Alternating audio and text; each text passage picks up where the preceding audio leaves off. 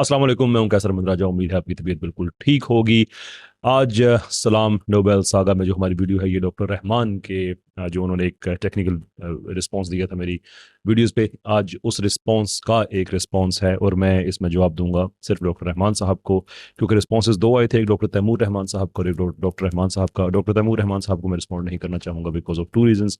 एक तो यह है कि वो उनका अक्सरियत काम जो है वो उन्होंने डॉक्टर रहमान से लिया है, मिस इंटरप्रेट किया है, ये भी बदकिस्मती है। लेकिन इसके बावजूद चूंकि उनका ओरिजिनल काम नहीं है, तो इसलिए जिनका ओरिजिनल काम है उनको रिस्पॉन्स किया जाए तो ये ज़्यादा बेहतर है। ये उसकी एक वजह है। दूसरी वजह उसकी ये है कि डॉक्टर तैमूर रहमान साहब अगरचे एक एकेडमिक आदमी है, लेकिन इस हवाले से बहुत ज़्यादा मायूस किया उन्होंने। ना उन्होंने रिसर्च पेपर पढ़े, ना उन्होंने इस मामले की गहराई में जाना मुनासिब समझा। बस इधर उधर से कुछ चीज़ें पकड़ के उन्होंने इकट्ठा कर दिया। मैं सिर्फ ये थोड़ा सा टाइम डॉक्टर तैमूर रहमान पे यहाँ पे मैं दे रहा हूँ, सिर्फ इसलिए कि बार बार ये बात में सवाल ना है कि आपने डॉक्टर तैमूर रहमान को जवाब नहीं दिया। तो मैं चाहता हूँ कि बस एक आध मिनट के अंदर अंदर ये हल हो जाए, बल्कि एक आध मिनट भी ज़्यादा है, एक मिनट के अंदर अंदर ही हो जाए तो ज़्यादा बेहतर है।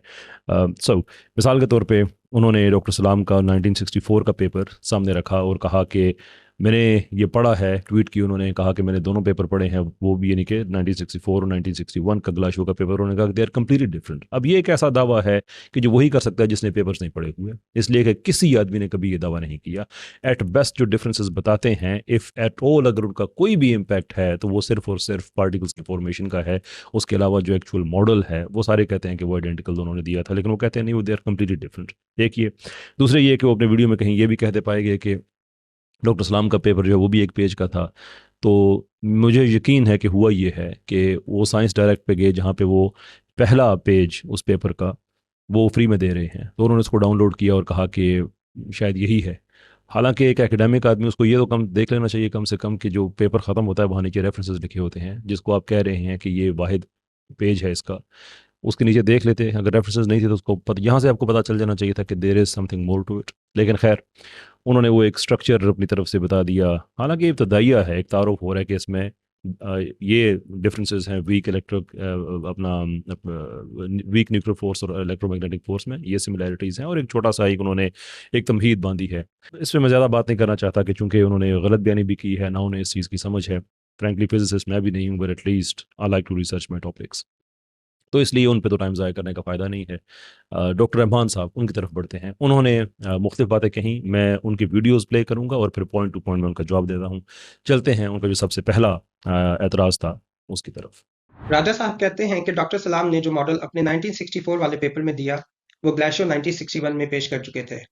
पहली वीडियो में हम इस नुक्ते पर तफसीली गुफ्तगू कर चुके, इसलिए ज़्यादा तफसीलात में नहीं जाऊंगा। और सिलसिले को आगे बढ़ाते हुए ये कहना चाहूंगा कि इन इब्तदाई पेपर्स में, चाहे वो ग्लाशियो का हो या डॉक्टर अब्दुल कलाम का, पूरा मॉडल किसी में भी नहीं था, बल्कि standard model of particle physics के छोटे छोटे अज्जा इकट्ठे किए जा रहे थे। इस पूरे मॉडल की तश्कील पर मुख्तलिफ साइंसदानों को अब तक 1 दर्जन से ज़ायद नोबेल इनाम दिए जा चुके हैं। इंशाल्लाह कभी मौका मिला तो इस पर तफसीली गुफ्तगू करूंगा। उस दौर में स्टैंडर्ड मॉडल का इब्तदाई नक्शा तैयार हो रहा था, जिसके तश्कील कुनिंदा ईंटों को इधर उधर रखकर ये जानने की कोशिश कर रहे थे कि सबसे बेहतरीन तस्वीर क्या बनेगी। पहली ईंट डॉक्टर अब्दुल सलाम ने 1958 में रखी, जिसके बाद 1961 के पेपर में ग्लेशियो ने, और फिर 1964 में डॉक्टर अब्दुल सलाम ने कुछ तब्दीलियां और कुछ इजाफे सजेस्ट किए। ये सिलसिला 1967 तक गया, जब वाइनबर्ग ने हिग्स मैकेनिज्म इस्तेमाल करके इस मॉडल का बुनियादी ढांचा तश्कील दिया। डॉक्टर साहब, कोई गिला नहीं है, कोई शिकवा नहीं है आपसे। चूंकि आप वाहिद आदमी हैं जिन्होंने एकेडमिक बुनियादों पर जवाब दिया है, इसलिए मैं आपकी इस चीज़ की मैं इज़्ज़त करूँगा। अगरचे मुझे समझ नहीं आया कि यहाँ पे आपने ये मिसलीडिंग बात क्यों की। And again, I don't mean कि आपने लोगों को जानबूझ के मिसलीड किया है, लेकिन शायद आपसे ये बात सर पे नज़र हो गई कि हम इलेक्ट्रो वीक मॉडल की बात कर रहे हैं, स्टैंडर्ड मॉडल की बात नहीं कर रहे। स्टैंडर्ड मॉडल की जो सिमेट्रीज हैं उनकी मैथमेटिकल फॉर्मूलेशन और है, जो हमारा टॉपिक ही नहीं है, उस पे आप क्यों अपना भी वक्त ले रहे हैं, मेरा भी, और सुनने वालों को भी पोटेंशली वो आपकी बात से मिसलीड हो रहे हैं। यानी आप ये कह रहे हैं कि अ, हम इलेक्ट्रो वीक मॉडल का क्रेडिट नहीं दे सकते सलाम को, गलाशो को, किसी और को, इसलिए कि स्टैंडर्ड मॉडल अभी तक नहीं बना था। ये बिल्कुल ऐसा ही कहना है कि अगर हमने एक पूरे घर का नक्शा बनाना है और उसमें हम ये डिस्कस कर रहे हैं कि सबसे पहले किचन का नक्शा किसने बनाया, और ये साबित हो जाता है कि गलाशो ने किचन का नक्शा बना दिया है, तो आप ये कहें कि वेल, आपकी बात गलत साबित हो रही है, इसलिए कि उस ज़माने में पूरे घर का तो नक्शा था ही नहीं, जबकि बहस सिर्फ किचन के नक्शे की हो रही है। और फिर डॉक्टर साहब, आप ये भी नहीं कर सकते कि जहाँ से सूट करे। अगेन, मैं नहीं कह रहा कि आपने जान के किया है, लेकिन I have to respond to your analysis के जहाँ से आपको सूट करे आप इलेक्ट्रोवीक मॉडल को स्टैंडर्ड मॉडल करार दे दें और स्टैंडर्ड मॉडल को आप करार को कन्वर्ट कर दें इलेक्ट्रोवीक में, जहाँ से आपको फिर सूट करता हो। क्योंकि जब आप स्टैंडर्ड मॉडल की बात करते हैं तो उसमें स्ट्रॉन्ग न्यूक्लियर फोर्स भी शामिल है, जबकि हम इलेक्ट्रोवीक की बात कर रहे हैं जिसमें बाय डेफिनेशन सिर्फ इलेक्ट्रोमैग्नेटिक और वीक फोर्स है। और आप ये कह रहे हैं कि फिर 1967 में वाइनबर्ग ने इसकी बुनियादें रख दी। सर, स्टैंडर्ड मॉडल की इंसेप्शन, कॉन्सेप्चुअल इंसेप्शन 1970s में हुई है। इवन सर्न की वेबसाइट पे अगर आप चले जाएं तो वो भी ये एक्नॉलेज करते हैं। जो स्टैंडर्ड मॉडल है 1971 तो होफ्ट का जो रिनॉर्मलाइजेशन का आइडिया है, उसके बाद ये बात फर्दर आगे बढ़ती है और उसके बाद कोई शक नहीं, दुनिया के बहुत से साइंसदानों ने काम किया, बहुत को उसमें नोबेल भी मिला। पर आई स्टिल डोंट अंडरस्टैंड कि इलेक्ट्रो वीक मॉडल की बात करते हुए, जो कि 1961 के पेपर में क्लियरली इन्फर किया जा सकता है कि डॉक्टर ग्लाशोव ने वो मॉडल दे दिया था, आप ये कह रहे हैं कि चूंकि स्टैंडर्ड मॉडल नहीं था और इलेक्ट्रोवीक। देखें, आप पढ़े लिखे आदमी हैं, आपकी बात में एक वजन है। जब आप इस तरह से टर्म्स को मुबहिम करेंगे, उनको आपस में मिक्स कर देंगे, तो बहुत से लोग मिसलीड होंगे। मेरा आपसे आपसे रिक्वेस्ट है कि आप पढ़े लिखे आदमी हैं, प्लीज़ अगर ज़्यादा ध्यान से आप बात करें तो लोग मिसलीड नहीं होंगे। इलेक्ट्रोवीक मॉडल इलेक्ट्रोवीक है, जो कि हमारा टॉपिक है। स्टैंडर्ड मॉडल है, उसका हमारी गुफ्तगू से कोई लेना देना नहीं है। Therefore let's stick to the topic, shall we. आगे बढ़ते हैं। डॉक्टर सलाम ने 1964 में ग्लेशियर को साइट ना करके गलत किया, क्योंकि उनको मेंशन ना करना उनके काम को अपना नाम देने के मुतरादिफ है। बाय द वे, अगर इस चीज़ को हम इस नज़र से देखेंगे तो इस असूल के तहत ग्लेशियर पर भी यही इल्ज़ाम आएगा, क्योंकि एंड यही काम उन्होंने डॉक्टर सलाम के 1958 वाले पेपर के साथ किया था, जहां डॉक्टर सलाम ने 3 वेक्टर बोसॉन्स का तसव्वुर मुतारिफ करवाया, जिसे साइट किए बगैर ग्लेशियर ने चौथा वेक्टर बोसॉन मुतारिफ करवा दिया। मुतारफ़ कराया। अगेन डॉक्टर साहब, बहुत इज़्ज़त और एहतराम से मैं कहना चाहूँगा कि मुझे ये लगता है कि आपका ज़्यादा वक्त पार्टिकल फिज़िक्स पे गुजरता है, शायद हिस्ट्री ऑफ साइंस पे नहीं।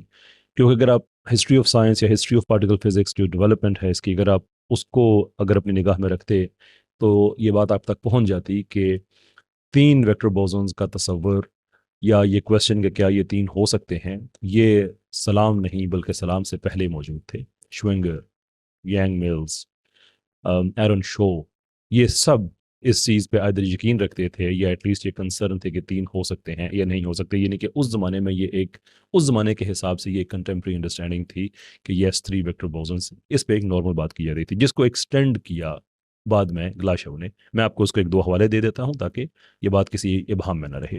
सबसे पहला मेरा हवाला है कॉस्मिक एंगर, वो किताब जो डॉक्टर सलाम के हक़ में लिखी गई। हक़ में इस तरह से लिखी गई कि यानी कि हक़ में लिखे जाने का सबूत ये है कि इसके टाइटल में लिखा हुआ है कि फर्स्ट मुस्लिम नोबल साइंटिस्ट। अब मेरा इस थ्रू आउट मैंने मेंटेन किया है कि इस सीरीज़ में इस चीज़ का कोई जिक्र नहीं है कि डॉक्टर सलाम का मज़हब क्या था, लेकिन यहाँ पे मैं रिलीजन का हवाला इसलिए दे रहा हूँ कि वो आदमी जो डॉक्टर सलाम का मुखालिफ होगा, या कम से कम वो जो उनके हक़ में बात करेगा, वही उनको मुस्लिम कहेगा। अदरवाइज़ मुस्लिम कादियानी वाला फ़र्क अपनी जगह पे तो है। तो मैं सिर्फ इसलिए हवाला दे रहा हूँ कि उनको मुस्लिम कह के, ताकि ये बात क्लियर हो जाए कि जिसने किताब लिखी है फ्रेज़र, एक्चुअली ये किताब उनके हक़ में लिखी गई है। Late me read a particular passage जिससे उस चीज़ का सबूत मिलता है जो मैं अर्ज़ कर रहा हूँ। उसके पेज नंबर 214 यानी कि 214 पे लिखा हुआ है कि by now Glashow was installed in Europe and once more productive. In सितंबर 1960 he submitted for publication an updated version of his doctorate work, still following Schwinger's deep conviction that the weak and electromagnetic forces had to be related in some way. This time Glashow added an extra ingredient, यानी कि एक extra ingredient उन्होंने use किया इस दफ़ा। और further down बड़ी अहम बात जिससे चीज़ बिल्कुल वाज़ेह हो जाती है, वो कहते हैं कि the weak force was now mediated by a charged triplet of heavy particles, positive, negative, and neutral, and a new neutral, one being a new form of weak interaction shadowing the electromagnetic photon in some way. यानी कि already श्विंगर का काम मौजूद था। But how do we know कि Schwinger का काम ये मौजूद था? वेल, श्विंगर का काम ये पहले से मौजूद था। इसकी हिस्ट्री जो किबल ने लिखी है, इलेक्ट्रोमैग्नेटिक इलेक्ट्रोवीक थ्योरी की जो हिस्ट्री लिखी है, उसमें वो बड़ी वजाहत से लिखते हैं कि ये आइडिया अपनी जगह पे मौजूद था, ये सवाल मौजूद था कि 3 क्यों नहीं हो सकते, और उसको फिर सोल्व किया none other than Sheldon Glashow. Here is the passage. This led Schwinger to suggest a gauge theory of weak interactions mediated by W plus and W minus exchange. He even asked, could there be a unified theory of weak and electromagnetic interactions involving three gauge bosons? यानी कि वो सोच रहे थे, सवाल कर रहे थे उस वक्त कि क्या तीन हो सकते हैं, यानी कि ये आइडिया इस्लाम से पहले फ्लोट कर रहा था। लेकिन ऑब्वियसली इसमें स्ट्रेट पे एक प्रॉब्लम था, एक दो उसमें मेंशन हुए हैं, लेकिन जो सबसे आखिरी प्रॉब्लम है वो बड़ा इंटरेस्टिंग है and it reads, there was another key difference. It was known that the weak interactions do not conserve parity. They violate mirror symmetry, whereas the electromagnetic interactions are parity conserving. So how could there be asymmetry between the two? The latter problem was solved in 1961 by Glashow, who proposed an extended model with a larger symmetry group, SU2 cross U1, and a fourth gauge boson Z not. यानी कि जो proposal था इससे पहले श्विंगर का, उसमें जो problem हो रहा था वो पैरिटी वायलेशन का था। एज वी ऑल नो कि जो वीक इंटरेक्शन है उसमें मिरर सिमेट्री नहीं होती, जो पैरिटी वायलेशन हो जाती है, लेकिन जो इलेक्ट्रोमैग्नेटिक फोर्स है वो पैरिटी को कंजर्व करता है। तो आप कैसे प्रपोज कर सकते हैं कि एक ऐसा पार्टिकल उसमें आ जाए? माइंड यू के बात हम कर रहे हैं गेज थ्योरी की, जिसके अंदर इनवेरिएंस एक फंडामेंटल रिक्वायरमेंट है। आप ये भी नहीं कह सकते कि उनका बिहेवियर चेंज हो जाए, यानी कि जिसने पैरिटी को वायलेट करना है उसने करना है, जिसने पैरिटी को वायलेट नहीं करना उसे नहीं करना, बट दोनों को एक ही मॉडल के अंदर लेके आना, it was a monumental task. और फिर उसका सोल्यूशन ग्लाशो ने दिया है। आप ये कह रहे हैं कि ये मॉडल सलाम का था जिसके अंदर सिर्फ एक एडिशन कर दिया ग्लाशो ने, ये सरासर गलत बयानी है sir, and I don't mean कि आप ये गलत बयानी जानबूझ के कर रहे हैं। मैं हुस्न ज़न रखते हुए ये कहूँगा कि शायद आप हिस्ट्री ऑफ साइंस पे आपकी उस तरह से नज़र नहीं है। ये दूसरी चीज़ हो गई। अब मैं आपको एक तीसरा हवाला देता हूं जो वंस एंड फॉर ऑल ये बात कंफर्म कर देगी कि थ्री वेक्टर बोसॉन्स का तस्वर पहले से पाया जाता था। ये हवाला है द इन्फिनिटी पजल के चैप्टर 7 से, जहां पर डिस्कस किया जा रहा है यांग-मिल्स थ्योरी को। And it goes something like this. In Yang-Mills gauge theory, the three gauge bosons have the same mass, 0. Glashow's model, however, contains three massive examples, W plus, W minus, and Z naught. यानी कि again ये तस्वर पहले पाया जाता था। इसके अंदर वेरिएशन हो सकती है मुख्तलिफ तरह की, फेयर एनफ, साइंस ऐसा ही डेवलप होती है, बट टू से कि ये सलाम ने मुतारफ कराया था और ग्लाशो ने सिर्फ उसके अंदर एक एडिशन कर दिया, ये सरीहन साइंस की तारीख के साथ नाइंसाफी है। आगे बढ़ते हैं। तो राजा साहब, मुझे बहुत खुशी है कि आपने ये सवाल किया और आपकी उम्मीद पर पूरा उतरते हुए मैं बिल्कुल नहीं समझता कि ग्लाशो को अवार्ड बिला वजह दिया गया, और ना ही ये कि साइंसी शोबाजात में नोबेल प्राइज देने वाली नोबेल कमेटी नालायक है। असल जवाब पर आने से पहले एक चीज की वजाहत करना चाहूंगा कि एक या एक से ज्यादा अज्जा नकारा होने पर हम सिस्टम के सब अज्जा के नकारा होने की बात नहीं कर सकते। पिछली वीडियो की आखिरी स्लाइड पर वाज़ेह अंदाज में लिखा हुआ है कि तीनों का काम अहमियत का हामिल था। मैंने पिछली वीडियो में ये बताया था कि उनका ज़रात को ट्रिपलेट में रखने का तस्वर गलत था, लेकिन अगर आपको याद हो तो 4 वेक्टर बोसॉन के मुतारफ करवाने का क्रेडिट ग्लाशो को ही दिया था। यहाँ पे चूंकि अब बात हो रही है 1964 के पेपर की, तो मैं एक और पीस जो कि एक मुख्तलिफ जगह पे आपकी वीडियो में मौजूद है लेकिन इसके साथ जोड़ना चाहूँगा ताकि इसी टॉपिक को हम एक ही साथ डिस्कस कर सकें। केस थ्योरी की पहली ईंट डॉक्टर अब्दुल सलाम का 1958 वाला पेपर है और दूसरी ईंट ग्लाशो का 1961 वाला पेपर, तीसरी ईंट डॉक्टर अब्दुल सलाम का 1964 वाला पेपर और फिर वाइनबर्ग का 1967 वाला पेपर। नाउ डिस्कस यहाँ पे ये हो रहा है कि ग्लाशो ने भी कुछ ना कुछ काम किया था, लेकिन जो मेन काम है वो किया है डॉक्टर सलाम ने, इसलिए कि उन्होंने जो पार्टिकल्स की फॉर्मेशन है वो चेंज कर दी थी। और वीडियो में आप एक हिस्से में आगे जाके ये कहते हैं, जो कि आगे मैं दिखाऊंगा, कि आगे जो कुछ हुआ 1968 में डजंट रियली मैटर, क्योंकि 1964 का जो काम है वही असली काम है। और यहाँ पे भी आप यही बात कह रहे हैं कि 1961 का पेपर भी अहम है, लेकिन उसके बाद जो डेवलपमेंट हुई है 1964 में वो ज़्यादा बेहतर है। उससे पहले आप 1958 की भी बात कर रहे हैं। मैं 1958 की बात नहीं करूँगा, इसलिए कि हम स्पेसिफिकली बात कर रहे हैं उन बेंचमार्क्स की, उन ब्रेक थ्रूज की जिनकी वजह से नोबेल मिला है। आपका ये दावा मुसलसल कि 1964 का पेपर वो शाहकार है जिसकी वजह से डॉक्टर सलाम को नोबेल मिला है, और यहाँ पे भी आप उसका जिक्र कर रहे हैं, but there are number of problems. एक प्रॉब्लम इसमें यह है कि 1964 का पेपर वाइनबर्ग ने कहीं भी अपने 1967 के पेपर में उसका हवाला नहीं दिया, जबकि आप ये कहते हैं कि गलत मैथ्स, गलत फॉर्मेशन थी पार्टिकल्स की ग्लाशो के पेपर में, इसलिए उसको रिजेक्ट कर दिया और जो मॉडल प्रपोज किया था डॉक्टर सलाम ने उसको इस्तेमाल किया वाइनबर्ग ने अपने 1967 के पेपर में। अब ये आपका दावा है, ये आप अपनी पिछली वीडियो में ये बात कह चुके हैं। अब मसला यहाँ पे ये है कि अगर सलाम को काम इतना ही ज़्यादा पसंद था और आप ये कह रहे हैं कि इसी वजह से वाइनबर्ग का झुकाव सलाम की तरफ ज़्यादा था, तो फिर होना तो ये चाहिए था कि वो अपने 1967 के पेपर में सलाम के पेपर को कोट करते।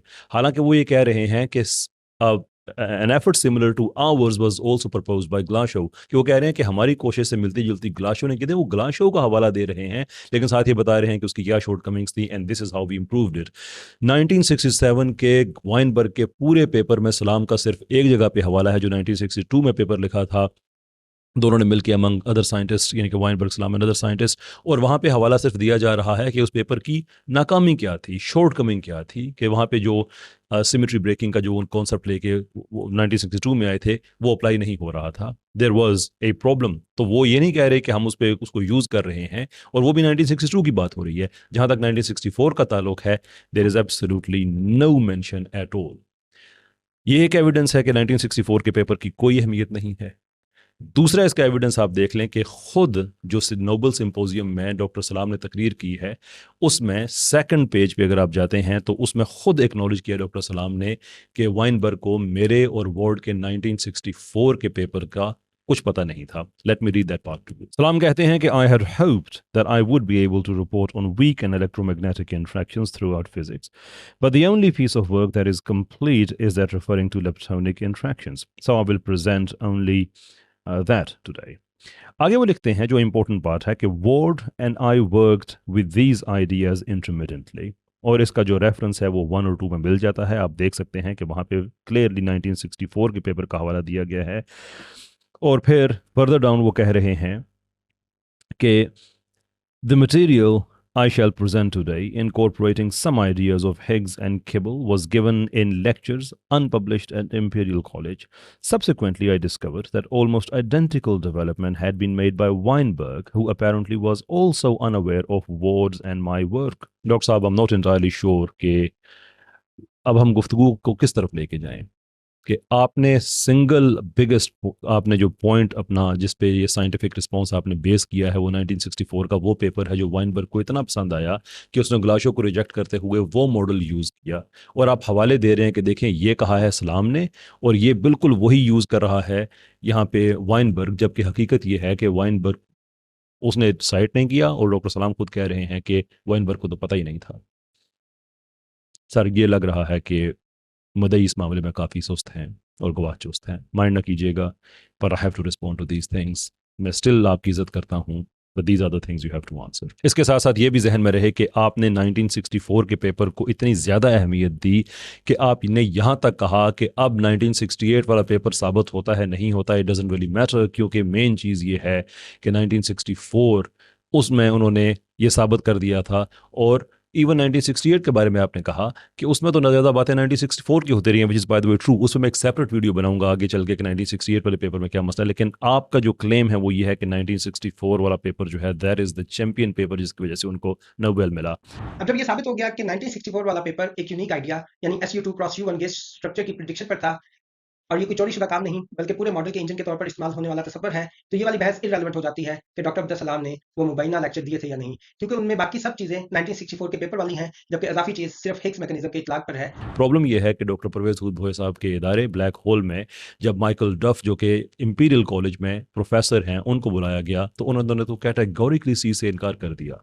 But in a way, it really makes no difference because the prize was awarded to Salam for his 1968 paper, not for his 64 paper with Ward. इसके साथ साथ अल हकम जो कि कादियानी हजरात का एक पेपर ऑनलाइन गुजरीदा है, उसमें मेरे खिलाफ उन्होंने भी एक आर्टिकल लिखा कुछ दिन पहले, जिसमें मुझे, अच्छा ये मैं पहले कह दूं कि मुझे कोई शिकवा नहीं है कि उन्होंने मेरे खिलाफ लिखा। वो एक नेचुरल बायस होता है कि चूंकि वो डॉक्टर सलाम कादियानी, वो कादियानी, तो उनकी सपोर्ट में आ रहे हैं, अगरचे मेरा इस चीज़ से लेना देना नहीं है। लेकिन ये सही मेरा शिकवा ना समझिएगा, मैं सिर्फ एविडेंस के तौर पर एक चीज़ पेश कर रहा हूँ कि उन्होंने भी अपने आर्टिकल में लिखा कि डॉक्टर सलाम को 1964 वाली कोशिश पे नहीं मिला ये अवार्ड।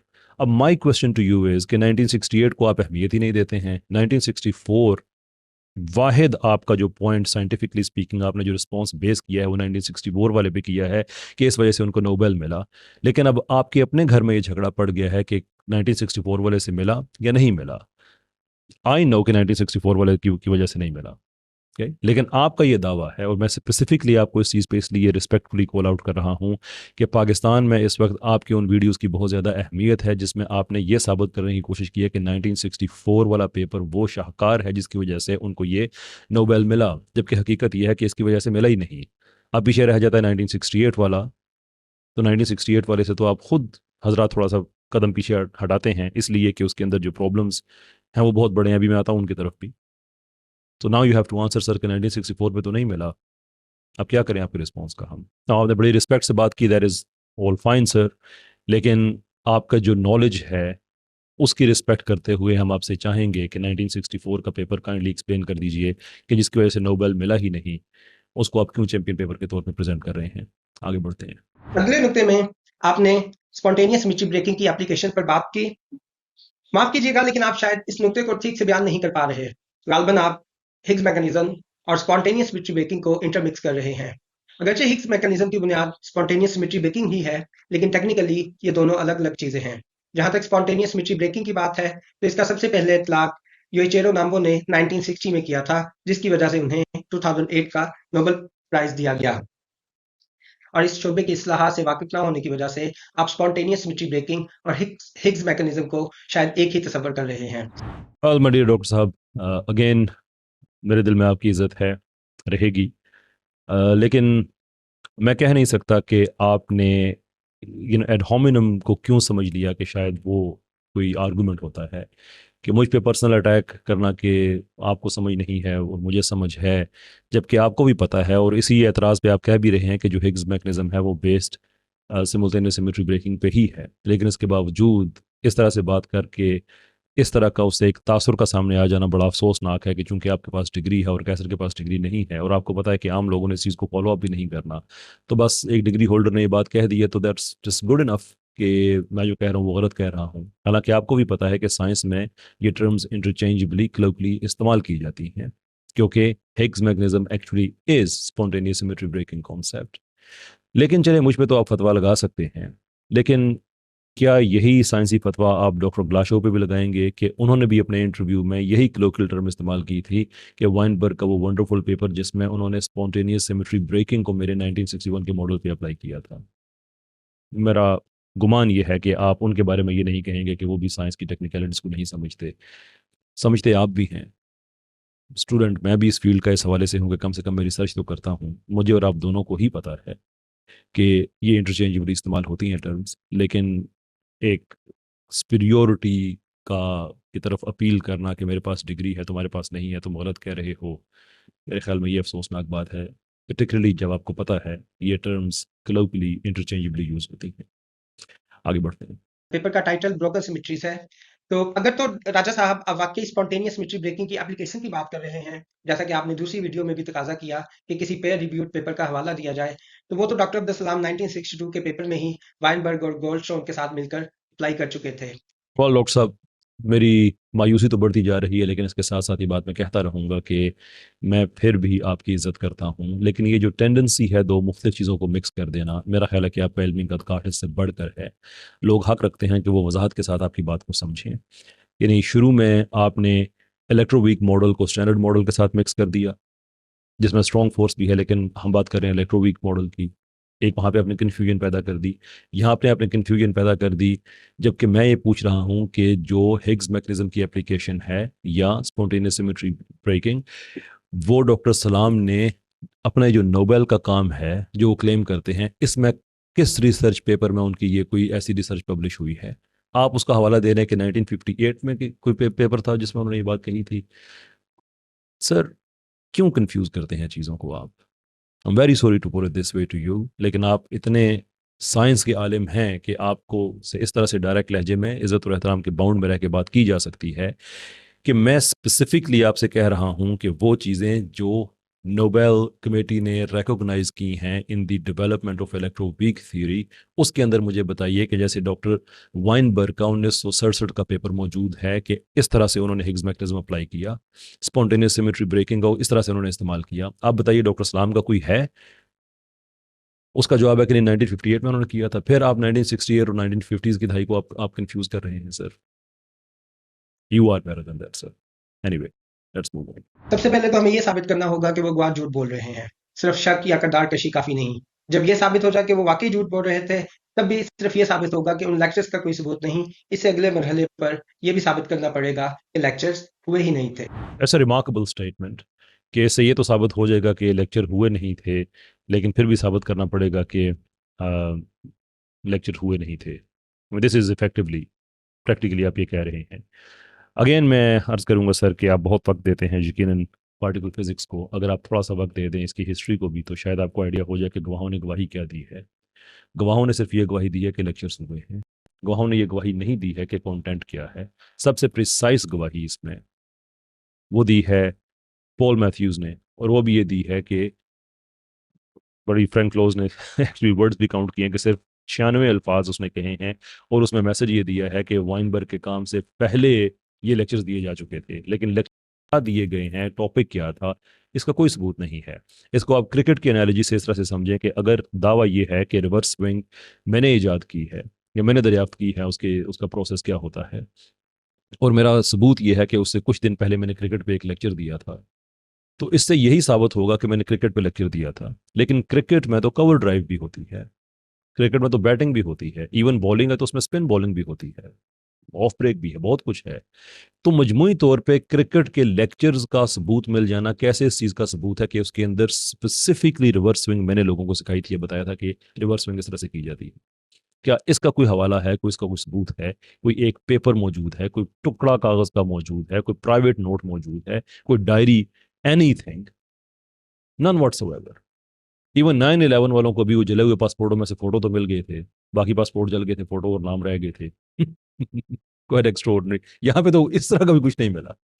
तो खैर, मैं उसमें एक सेपरेट वीडियो बनाऊंगा कि 1968 वाले में क्या प्रॉब्लम है, बट फॉर नाउ ये जो गवाहों वाली बात है, काइंडली थोड़ा सा इसको देख लीजिए कि गवाहों ने कोई ऐसी गवाही नहीं दी, सिर्फ लेक्चर्स की दी है, और वो भी कोई आइडिया नहीं है कि, वो भी सिर्फ 2 गवाह हैं। लेक्चर्स इटसेल्फ कंटेंट क्या था कोई नहीं पता।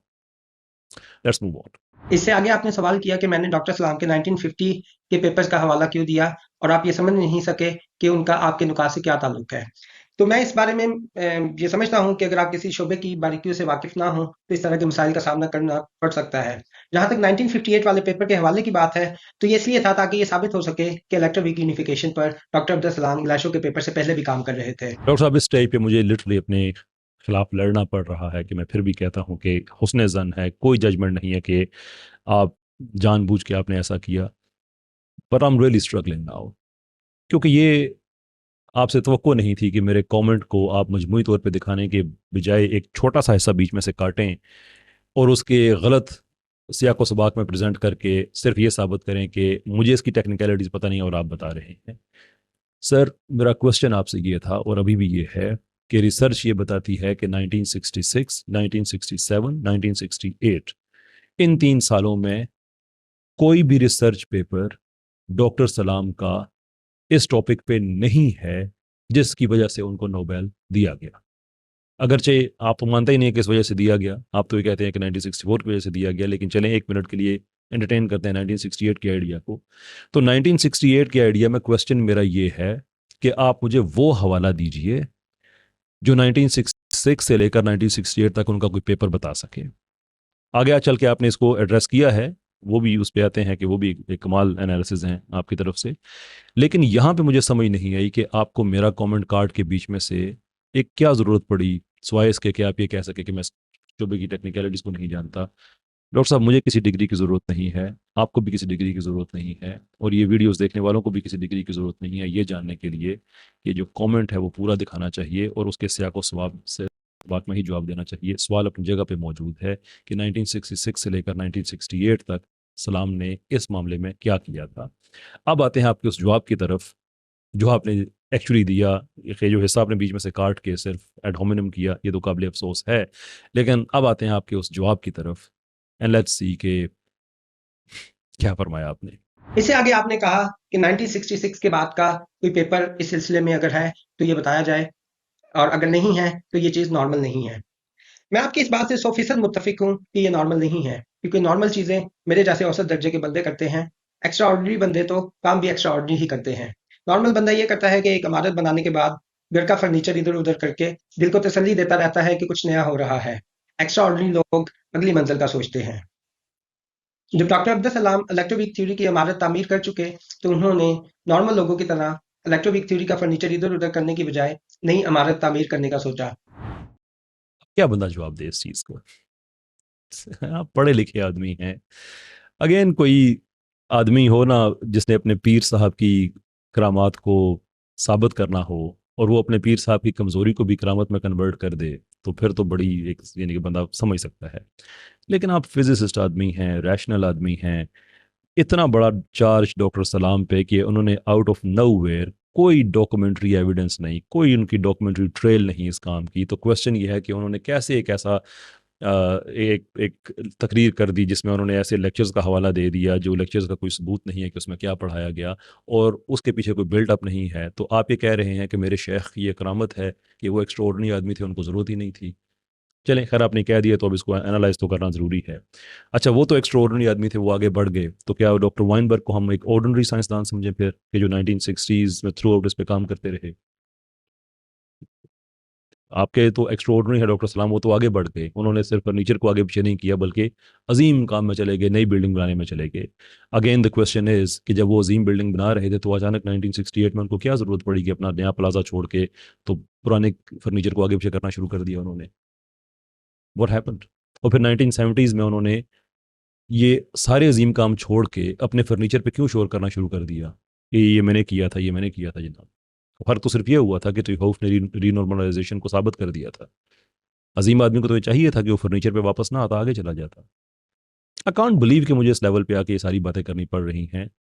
लेकिन आप भी थोड़ा सा सोचें कि एक सीरियस साइंटिफिक हिस्ट्री हम डिस्कस कर रहे हैं और उसमें जो कमज़ोर तरीन पहलू है डॉक्टर सलाम का, आप उसी को उनकी करामत में कन्वर्ट कर रहे हैं। क्वेश्चन स्टिल रिमेन्स कि 1966, 67, 68 कोई काम डॉक्टर सलाम का इस पे नहीं है। अचानक ही लेक्चर वजूद में आ जाते हैं। 2 लेक्चर्स की हद तक तो एविडेंस कुछ ना कुछ मिलता है कि वो हुए हैं और उनमें क्या पढ़ाया गया इसका कोई सबूत नहीं है। और उसके बाद फिर अ, वो दोबारा से जो है वो महान अपने किसी और तरफ से, सवाल ये है कि इसका बिल्टअप क्या है? उसका जवाब ये नहीं हो सकता कि वो अजीम आदमी है, उनको ज़रूरत नहीं थी, अचानक ही शायद एक दिन वो सो के उठे और इन्फॉर्मेशन डाउनलोड हुई हुई थी उन। आई जस्ट कांट बिलीव कि इस लेवल पे भी आके एनालिसिस देने की नौबत आई, but it is what it is. खैर, इस सिलसिले को अब यहाँ पे ख़त्म करते हैं, लेकिन ख़त्म करने से पहले एक चीज़ कि आप अपने वीडियो के एंड में बताया कि आप एक एमिनेंट साइंटिस्ट हैं और आपने बड़ी आला ज़रफ़ी का मुज़ाहरा किया, बड़े हम्बल तरीके से आपने बताया कि आपको भी टूर्स वगैरह पे, यानी कि जो फंडेड टूर्स होते हैं, आप उसमें जाते हैं और आप कहना ये चाह रहे हैं कि साइंस की दुनिया में नॉर्म है। यकीनन ये नॉर्म है, फ़ाइन, नो प्रॉब्लम। मुझे खुद इत्तफ़ाक हुआ जब मैं यूके में मैं पढ़ाता था तो आगे पीछे इस तरह से जाने का, यकीनन इसमें कोई शक नहीं है कि साइंस की दुनिया में ये नॉर्म है। लेकिन आप अगर नोबेल कमेटी पे हों और हर साल आपको बुलाया जाए और आपके साथ भी ऐसे लोग हों जिनको बुलाया जाए और वो ऐसे लोग हों कि बाद में वो आपके यानी कि वो गवाहियाँ देने वाले हों, रिकमेंडेशन वाले हों और इंस्ट्रक्शंस पे रिकमेंडेशंस दे रहे हों, तो ये सेम चीज़ नहीं है। फंडेड टूर्स होते हैं सारी दुनिया में, लेकिन फंडेड टूर्स उन लोगों के जिन्होंने आपको रेकमेंड किया हुआ है, that is where the question is. खैर, उस पर एक ओपन मामला है, उस पर लोगों की अपनी अपनी आरां आएंगी। मेरा ख्याल है कि वो आपका मेन पॉइंट भी नहीं था, इसलिए भी मैंने भी उसको ज़िमनी तौर पर एड्रेस किया है। यहाँ पे इस सिलसिले को अब रोकते हैं। ये कुछ क्वेश्चंस हैं जो मेन इंपॉर्टेंट, सबसे इंपॉर्टेंट क्वेश्चन है वो ये है कि आपने, आप वाहिद आदमी हैं पाकिस्तान में जिन्होंने एक साइंटिफिक बेसिस पे एक आंसर दिया है और सिंगल मोस्ट इम्पोर्टेंट पॉइंट आपका ये है कि 1964 का पेपर वो शाहकार है जिसकी वजह से उनको अवार्ड मिला, जबकि Michael Duff, Al Hakam and number of other people, वो तो इस बात से ही मुनकर है कि 1964 के पेपर की वजह से उनको नहीं मिला। तो अगर नहीं मिला तो 1968 से तो आप खुद इतने ज़्यादा मुतफिक नहीं है, बगौल आपकी शायद उनको शोहरत का शौक था इसलिए उन्होंने कर दिया समथिंग अमंग दीज लाइंस पे, आपने ऐसी बात कही थी। तो आप जवाब दीजिएगा कि 1964 पे तो नहीं मिला, क्या करें अब? बहुत शुक्रिया आपका। अस्सलाम वालेकुम।